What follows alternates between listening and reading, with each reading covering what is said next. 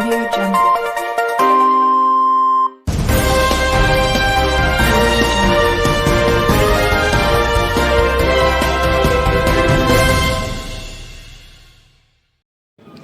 अस्सलामुअलैकुम भाई, जैसा आप लोगों को मालूम है कि सलाम चैनल पर एक सर्कुलर बार बार चल रहा है मतीउर रहमान भाई का, जिसमें उन्होंने कहा था कि करीबी ज़राए से पता चला है कि बहुत जल्द सारे लोगों के अकाउंट्स में पैसे आने वाले हैं।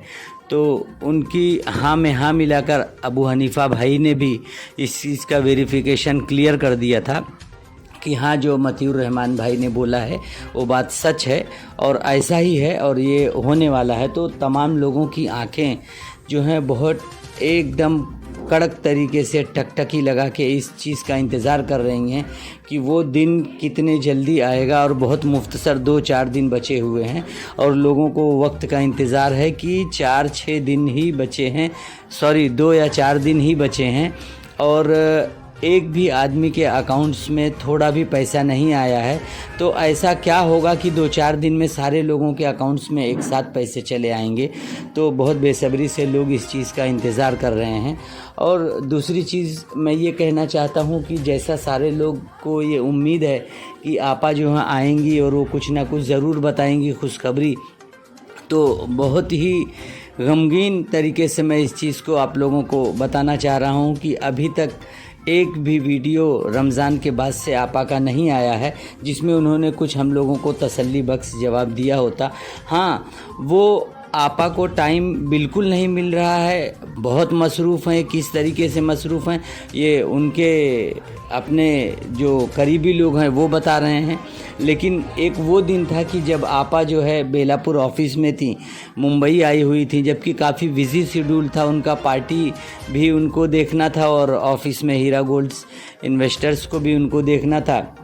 लेकिन उसमें से भी लंबा वक्त निकाल के आपा जो है वो कलाम पाक की आयत करीमा को पढ़ती थी और उसका तर्जुमा लोगों को सुनाती थी और लोग उनके तर्जुमे को सुन के कहीं ना कहीं बहुत फूले न समाते थे, तो बहुत ज़्यादा खुश होते थे। तो आज वो तर्जुमे का दिन जो है, आपा को याद होगा कि आपा आके अपने ज़बानी बोलती थी कि हाँ, इसका हम अब अगला आयत पढ़ेंगे और उसका तर्जुमा सुनाएंगे। तो इतना अच्छा वक्त उनके पास था कि वो लोगों को तर्जुमा सुनाती थी। और आज का वक्त है कि उनके पास मुख्तसर भी वक्त नहीं है कि लोगों को ये बताएं कि कैसे क्या करना है, किस हिसाब से कंपनी क्या कर रही है, लोगों के अकाउंट्स में पैसे कब तक आएंगे, कितने आएंगे, कैसे आएंगे, कोई चीज़ बताने के लिए आपा रवादार नहीं, उनके पास अब वक्त नहीं है। एक वो वक्त था रमज़ान में जब आदमी को तरावी पढ़ना रहता है, रोज़े रखे रहता है, थकान रहती है और आदमी ज़र्रा बराबर भी टाइम नहीं पाता है, बहुत बिज़ी शेड्यूल रहता है। तो उस बिज़ी शेड्यूल में आपा के पास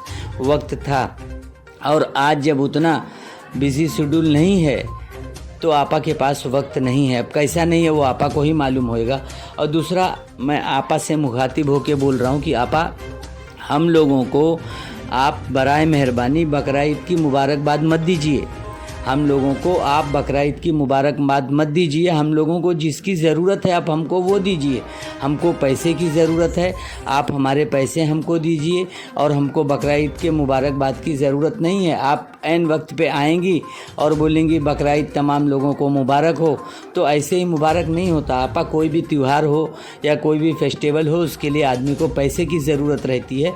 यहाँ तो लोगों की जेबें खाली हैं, किसी के पास पैसे है ही नहीं, ज़्यादा करके लोग फाके में चल रहे हैं और हालात इस तरीके से बद से बदतर हो गए हैं कि आदमी मजबूर है एक दूसरे से पैसा मांगने के लिए। तो आप अगर आएंगी और मुबारकबाद देंगी तो कहीं ना कहीं वो हम लोगों को अच्छा नहीं लगेगा।